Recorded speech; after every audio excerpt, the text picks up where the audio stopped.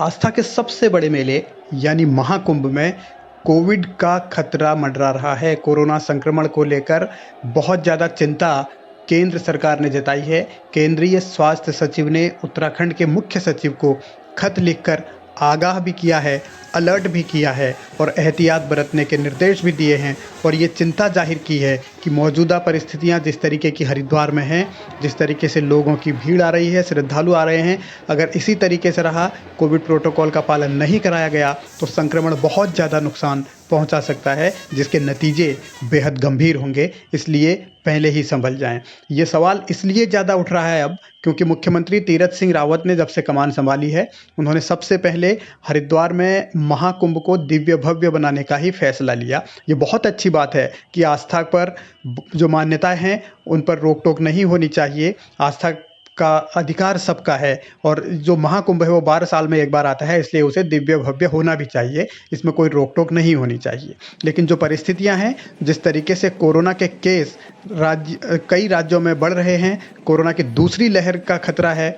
और लगातार जो संकट है, कई राज्यों में नाइट कर्फ्यू तक की नौबत आ गई है, तो उन हालात में महाकुंभ में जबकि इतनी भीड़ जुटेगी तो सरकार कैसे निपटेगी, ये बहुत ज़्यादा चिंता का सवाल है। वो इसलिए भी क्योंकि अब तो खुद राज्य के मुख्यमंत्री भी कोरोना पॉजिटिव हो गए हैं। इसके बावजूद क्या वो अपने पुराने फैसले पर कायम रहेंगे, ये बड़ा सवाल है। उनका पुराना बयान पहले सुन लीजिए। अभी कुंभ का मामला हाल में है, उसके लिए मैंने पहले ही प्रारंभ में शुरू के दिन ही बैठ के कहा कि भव्य दिव्य कुंभ होना चाहिए, रोक टोक नहीं होना चाहिए।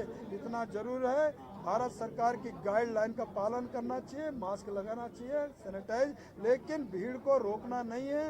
लोग आए, उसका आनंद लें। अखाड़ा इससे भी पूरी तरह खुश हैं।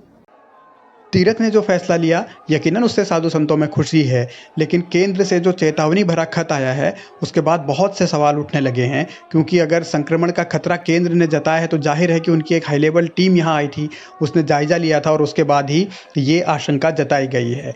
लेकिन मौजूदा सरकार के मुख्यमंत्री खुद जब ये कह रहे हो कि कोविड को लेकर कोई रिपोर्ट लाने की ज़रूरत नहीं है, किसी का रजिस्ट्रेशन की ज़रूरत नहीं है, क्योंकि इतने लोगों का रजिस्ट्रेशन तो मुमकिन ही नहीं होगा, तो इन सब के बीच इस संक्रमण पर जो चिंता केंद्र ने जताई है उस पर रोक कैसे लगेगी, संक्रमण को फैलने से रोका कैसे जाएगा, इस पर फिलहाल सरकार की गंभीरता दिखती नहीं है।